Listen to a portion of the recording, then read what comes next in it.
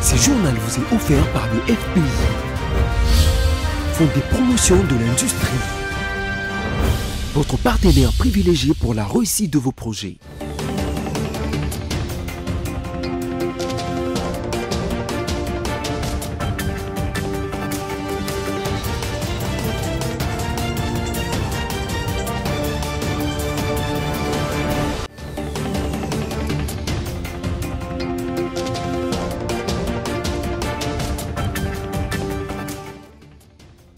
Et si vous nous suivez partout à l'étranger, mesdames et messieurs, nous sommes à Kinshasa. Bonsoir et bienvenue à cette grande édition du journal sur votre chaîne BIC Télévision. Place au sommaire. La Commission électorale nationale indépendante a publié sa feuille des routes électorales pour 2025-2029 présentée comme un outil de planification et un engagement à respecter la Constitution, les lois nationales et les standards internationaux selon son président Denis Kadima Kazadi. Accompagné d'une importante délégation de députés nationaux et d'autres membres du gouvernement congolais, le vice-premier ministre de l'Intérieur, Chabani Louko, est arrivé à Béni pour inspecter ses services et rassurer la population sur l'engagement du chef de l'État à améliorer la sécurité dans la région.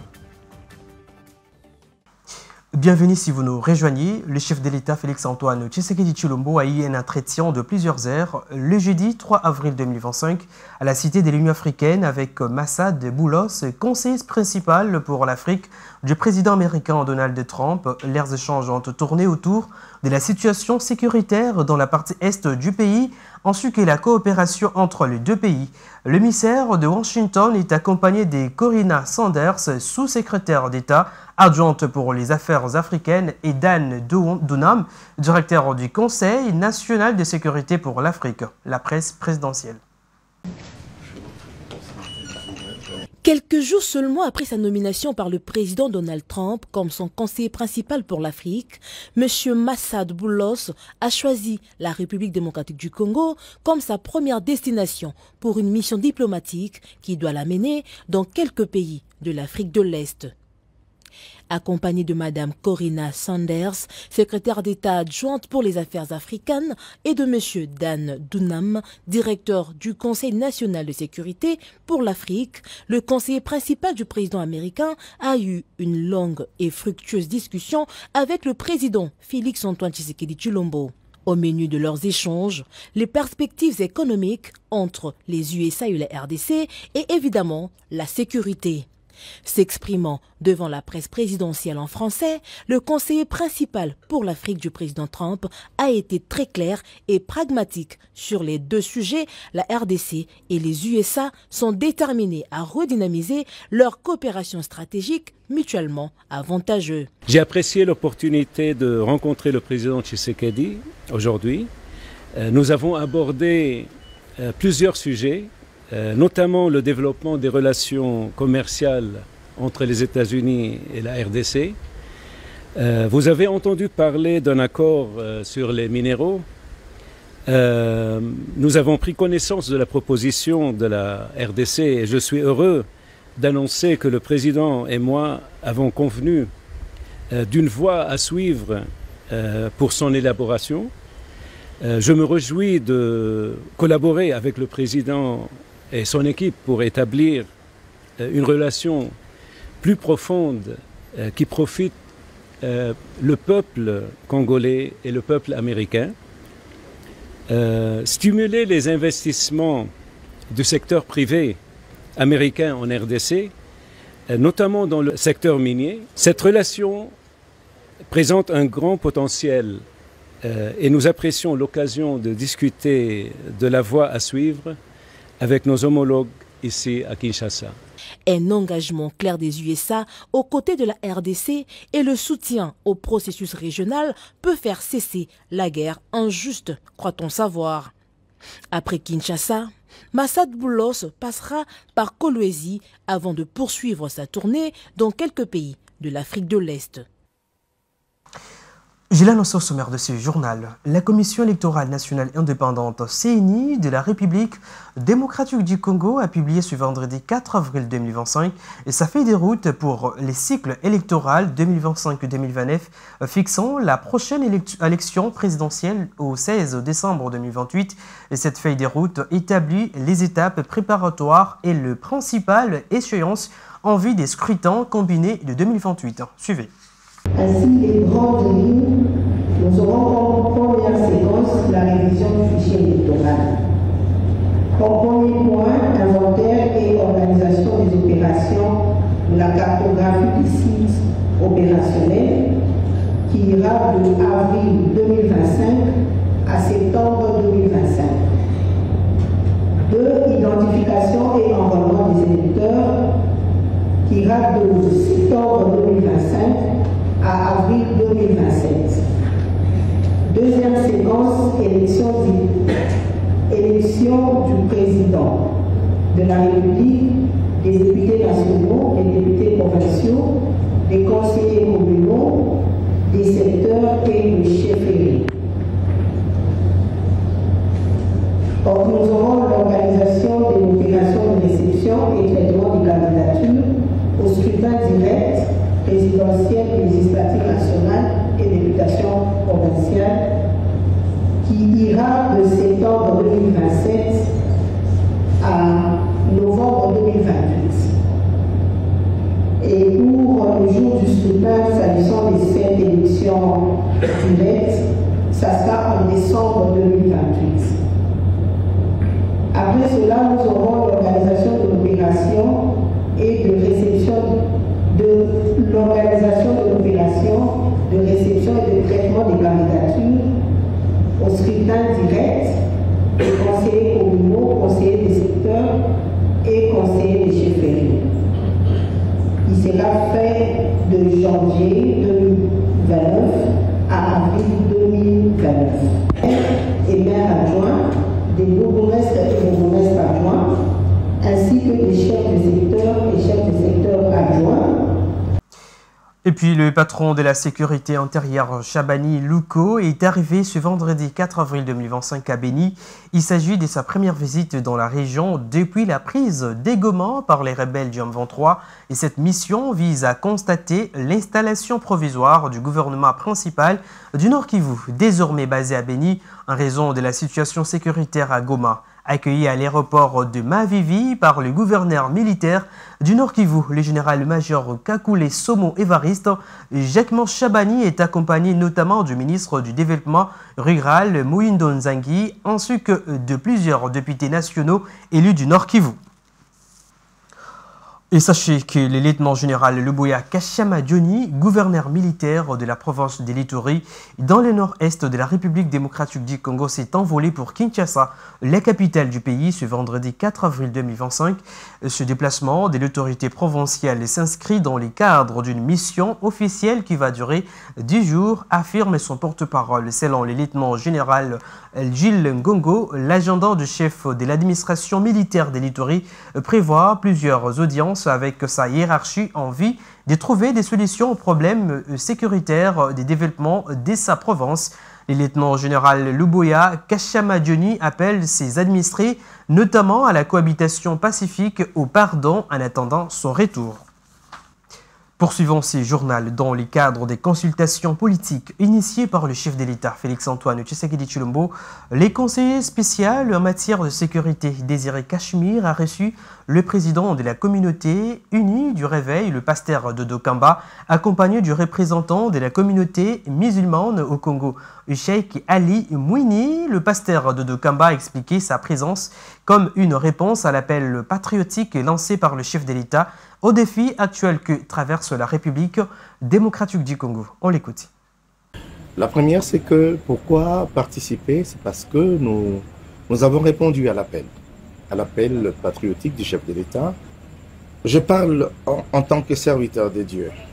Nous sommes Congolais et au nom du Dieu créateur, vous pouvez être musulman, vous pouvez être chrétien comme je le suis, mais sachez qu'un jour, Dieu vous demandera ce que vous avez pu faire pour votre terre, pour votre peuple, Et les générations qui viendront après trouveront soit votre irresponsabilité pour abandonner votre terre, abandonner votre peuple, ou soit les efforts que vous avez fournis à votre époque pour laisser et léguer un héritage à votre progéniture, et ce qui sera significatif par rapport à notre foi même. Là, j'en appelle à la conscience de tous ceux qui pensent que Dieu nous a placés dans ce pays, pas pour rien, pour jouer notre rôle. Et c'est ça notre rôle, apporter quelque chose. Souvent, on se plaignait du fait que les choses se faisaient au niveau politique. Nous n'avons jamais été intéressés ni approchés. Mais cette fois-ci, je pense que la porte est grandement ouverte à tous les Congolais. Où que vous soyez, si vous estimez être en mesure d'apporter quelque chose, votre contribution, disais-je, dans le cadre de la reconstruction du pays et surtout de la proposition, au lieu de rester tout simplement cramponné dans des critiques sur tout ce qui se passe, tout ce qui s'est fait au niveau de la politique, c'est le moment d'apporter votre pierre de contribution.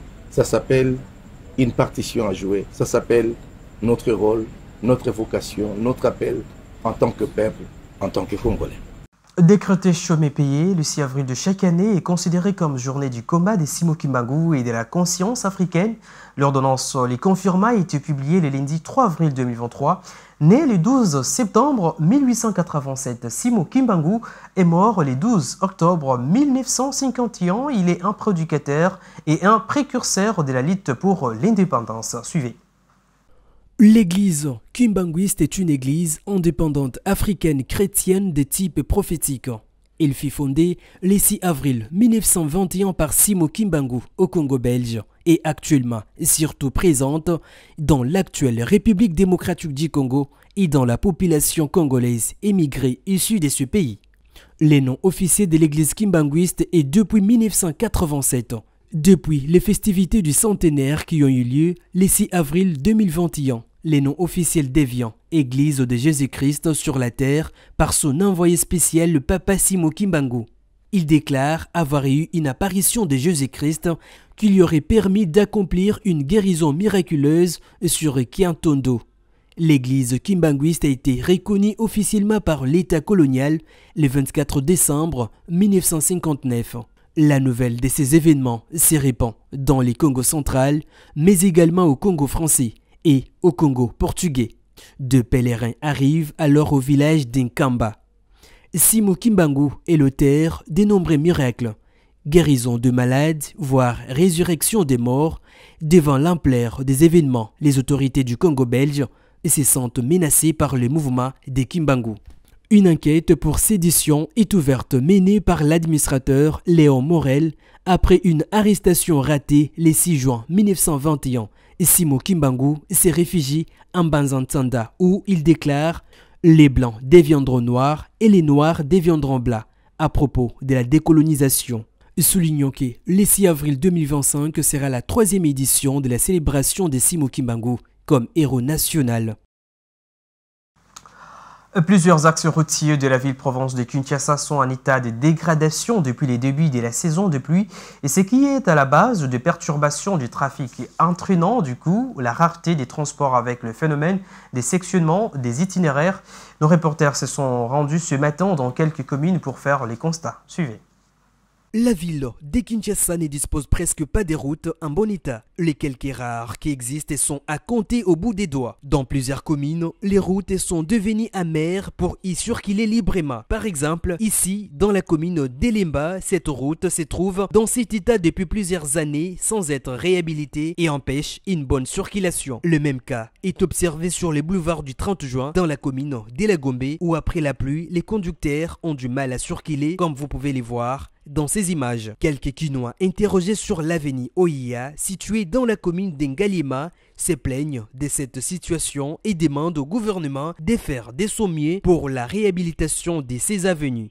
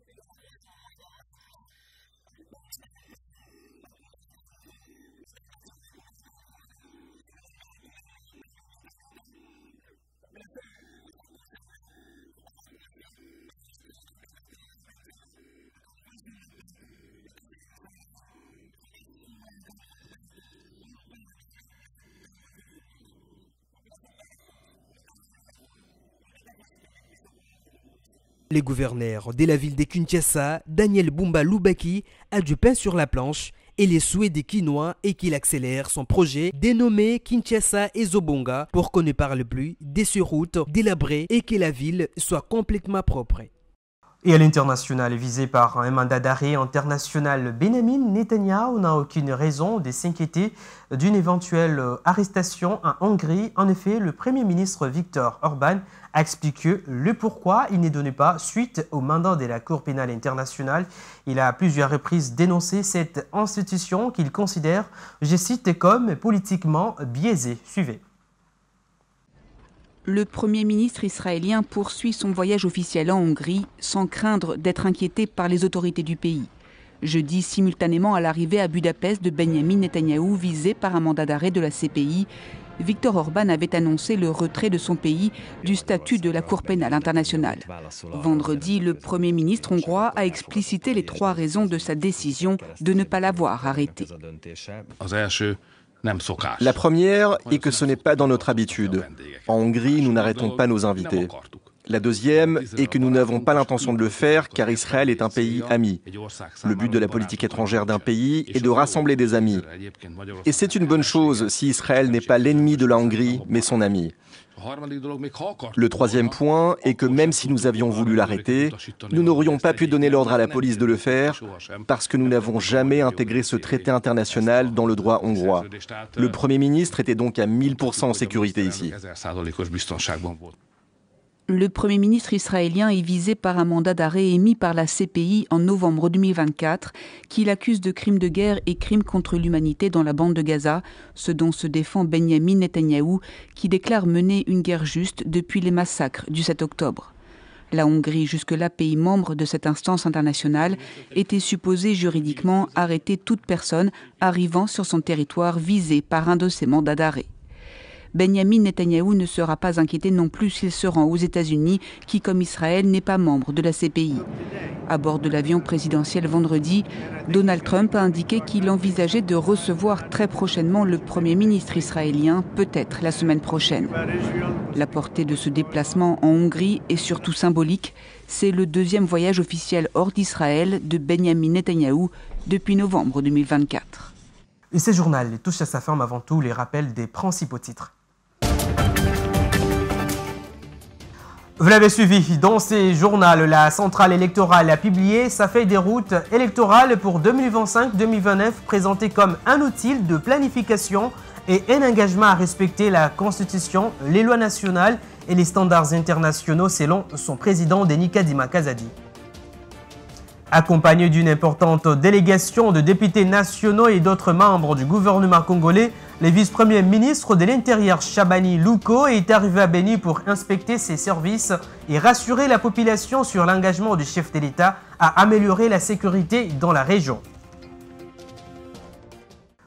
Et ce journal est complètement terminé. Merci de nous avoir suivis. Bonne suite des programmes sur votre chaîne. Au revoir et à la prochaine.